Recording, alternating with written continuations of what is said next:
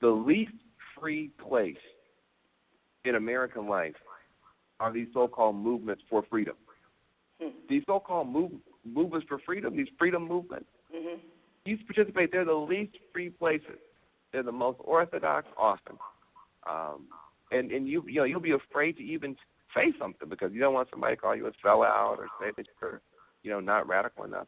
And even if it's something that's just commonsensical that anybody in the neighborhood would be able to point out without any heavy ideology, just people won't even speak up because they're so busy trying to fit in. Yeah. And what I'm going to say is very, very simple. There's a difference between the left as a subculture and the left as a political movement. A subculture is always trying to police for sellouts, who's not pure enough, who is not really, really about the subculture. So if you look at, skateboarders or any kind of subculture, like it's all about who's the real and who's not. That's fine for a subculture, but a political movement is not trying to focus on division and subtraction to get all the non-pure people out. A political movement is about multiplication and addition. How can we get more people engaged, more people involved? How can we grow every day and have more power tomorrow than we had yesterday, have more converts? Rather than trying to chase out all the heretics, you're out there trying to win more converts. It's a totally different thing. And so I've learned, and I hope people watching this are obviously already kind of free-thinking people, so I'm speaking to the choir. But I just want to encourage the people who are watching this.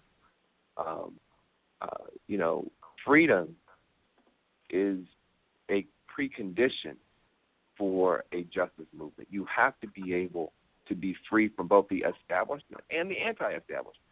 The system and the people who are fighting the system, neither one are perfect. We're all human beings. And so I've just tried to call it as best I could see it. I'm lucky. I'm not a politician.